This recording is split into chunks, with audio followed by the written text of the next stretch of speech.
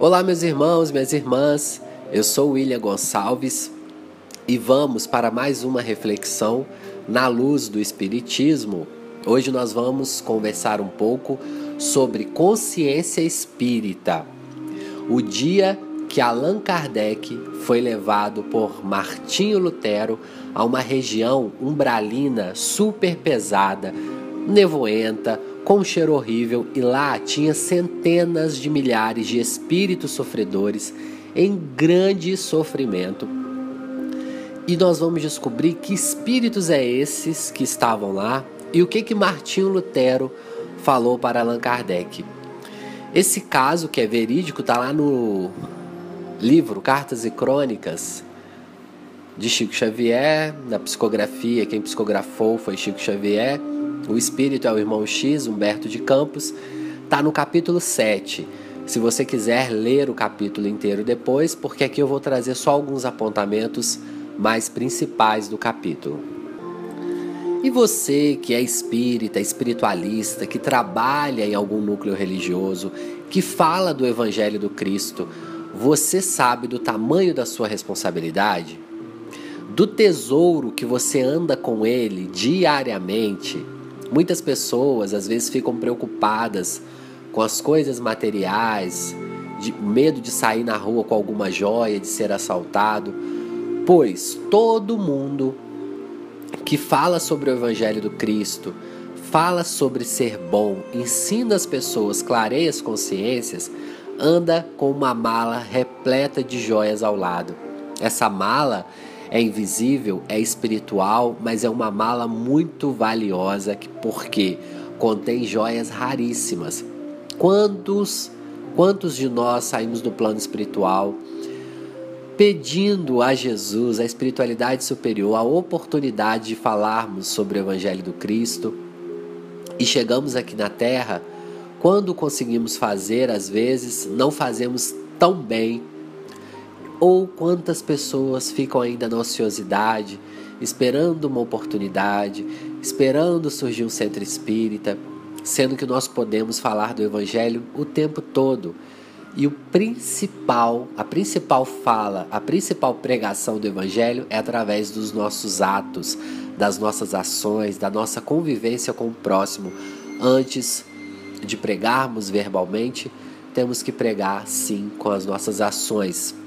Mas nós vamos conversar um pouco sobre isso, contando o caso de Allan Kardec levado ao umbral por Martinho Lutero.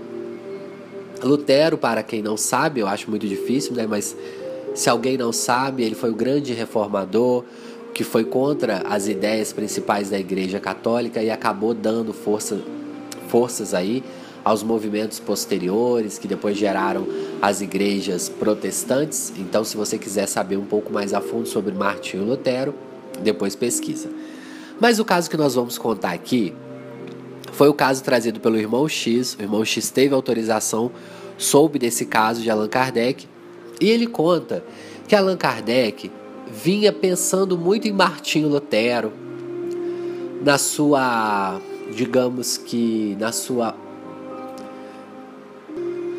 importância que teve pela época. E aí ele lembrou subitamente que teve um sonho com Martinho Lutero. Ele, poxa, mas eu não conheci Martinho Lutero nessa encarnação, mas ele começou a ter sonhos. E ele falou, poxa, será que esses sonhos é fruto da minha imaginação ou realmente eu estou conversando com Martinho Lutero? Quando Allan Kardec estava finalizando a primeira versão do Livro dos Espíritos, uma noite ele estava muito cansado. Logo após acontecer esses sonhos com Martinho Lutero, ele deitou, fez a prece. Logo em seguida ele teve uma sensação estranha de um adormecimento, mas ao mesmo tempo ele estava acordado e ele subitamente se viu sair do corpo. Allan Kardec tinha tido uma projeção astral. Ele olhava para o seu corpo e via um outro corpo físico em pé. Era ele mesmo, ao mesmo tempo deitado, ao mesmo tempo em pé. É o que nós chamamos de projeção astral, desprendimento do sono físico. Nós vamos gravar uma reflexão sobre o sono aqui para o canal, porque nem todos os sonhos são espirituais, mas nós vamos falar um pouco sobre isso depois. Quando Allan Kardec vira para o lado, quem estava lá esperando ele? Lutero. E Lutero vai falar com ele: Kardec, hoje eu vou te levar numa região que você desconhece. Esteja preparado, calmo e confiante. E aí eles partem, vão andando, volitando, e Allan Kardec chega numa região extremamente pesada. O umbral mais profundo que existe. A região era extremamente fétida. Os galhos das árvores não tinham folhas, eram árvores ressequidas, muita lama, muito desespero. Os espíritos que ali estavam, uns choravam, outros gritavam, estavam com fome, com sede, preocupados, ansiosos. E Allan Kardec fica extremamente triste, angustiado. E Martinho Lutero, quase que percebendo os pensamentos de Allan Kardec, fala: fique calmo. Você veio aqui porque tem um sentido lógico. Algo você tem que aprender aqui. E Allan Kardec vira para ele e fala: Lutero, por acaso estariam aqui os espíritos que levaram Jesus Cristo à cruz? E Martinho Lutero faz um sinal negativo com a cabeça e diz: não, meu amigo. Na verdade, esses espíritos que crucificaram Jesus, logo após a sua desencarnação, o próprio Cristo os ajudou a programar reencarnações depurativas, porque eles ainda eram espíritos muito embrutecidos. E Jesus é amor, Jesus compreende, e ele ajudou. E aí o Allan Kardec fica curioso, né? Fala: poxa vida, então seriam esses espíritos aqueles irmãos, aqueles líderes governamentais, aqueles donos de escravos que logo após o desencarne de Jesus Cristo jogaram os cristãos aos leões? Muitos cristãos foram mortos, jogados aos leões, outros humilhados, outros apanhavam, eles não tinham o direito de se reunir, enfim. E aí o Allan Kardec falou: então foram essas pessoas. E mais uma vez Lutero faz o sinal negativo com a cabeça e diz: não. Esses espíritos ainda estavam com a consciência muito da inferioridade. Eram espíritos que estavam começando a sua caminhada evolutiva. Eles não tinham tanta consciência. Logo após desencarnaram, ficaram sim algum tempo na região de sofrimento, mas logo depois espíritos superiores, interessados no seu progresso, ajudaram. Eles fizeram o mal, mas eles não tinham tanta consciência do bem. E aí Allan Kardec ficou mais preocupado: meu Deus, que tipo de espíritos são esses que estão aqui, né? Quase curioso e nervoso ao mesmo tempo. E aí ele pergunta: foram os grandes senhores das guerras, os que mataram, que envenenaram, que fizeram muitas barbáries depois dos movimentos cristãos, as guerras que tivemos.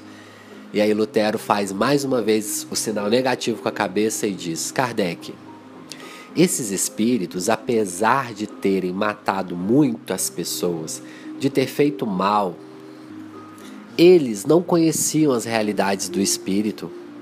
Eram pessoas que acreditavam que só existia uma vida, que deveriam obedecer ao seu senhor, que era o Estado, os ditadores, os reis. Essas pessoas também, logo após o desencarne, foram levadas a novas reencarnações de depuramento, foram chamados a ser líderes como os outros líderes que eles haviam seguidos, para reformarem, para aprenderem.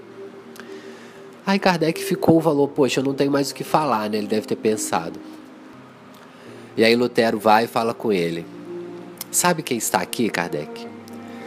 Aqueles irmãos e irmãs, aquelas pessoas que, conhecendo o Evangelho do Cristo, conhecendo o caminho a seguir, sabendo da imortalidade da alma, continuaram corrompendo as pessoas, faltando com o caráter, omitindo o Evangelho. Eles sabiam, no íntimo, eles tinham a certeza da espiritualidade, mas eles continuavam fazendo o mal, fazendo algo errado.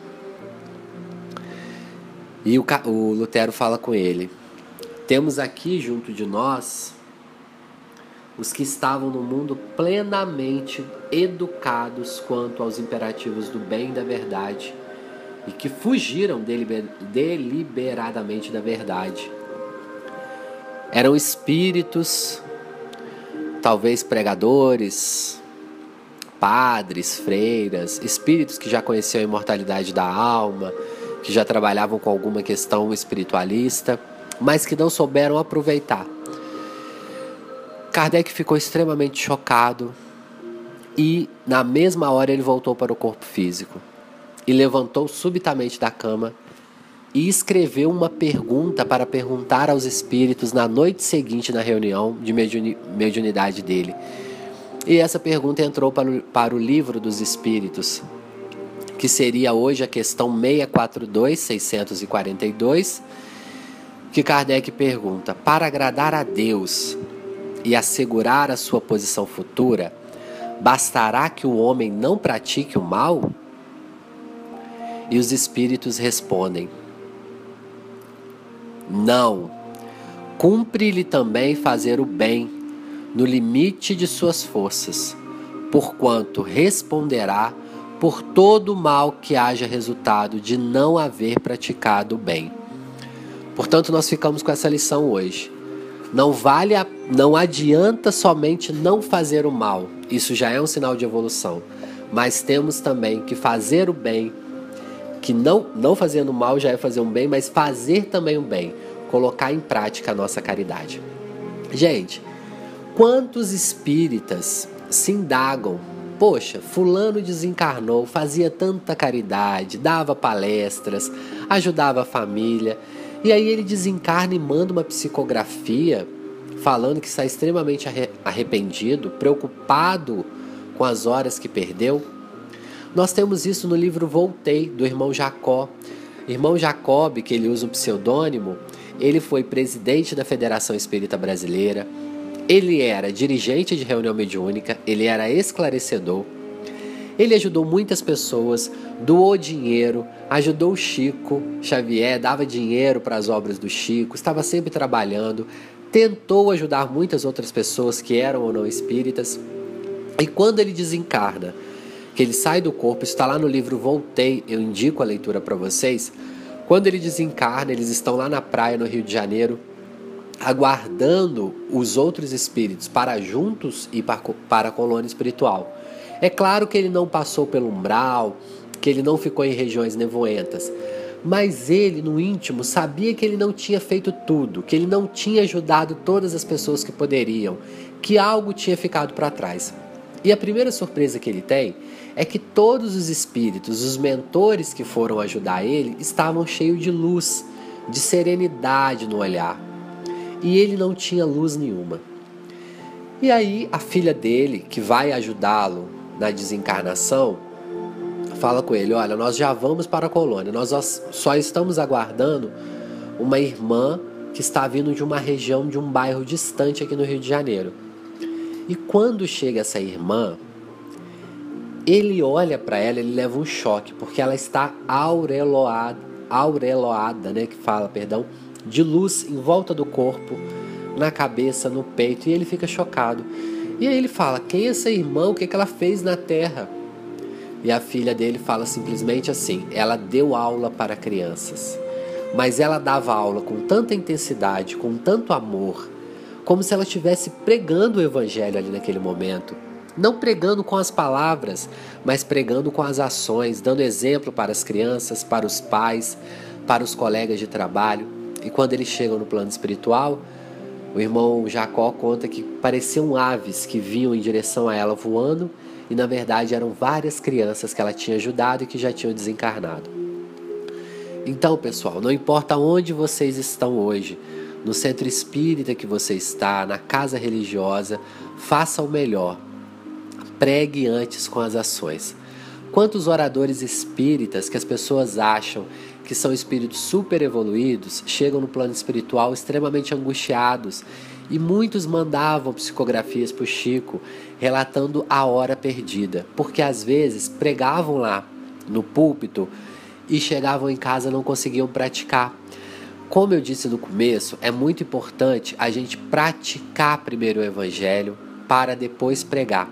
Só que Jesus é tão amor, tão bondoso, que ele deixa a gente trabalhar primeiro falando, para aí sim nós compreendermos e praticarmos. Por exemplo, eu estou agora falando para vocês sobre o Evangelho.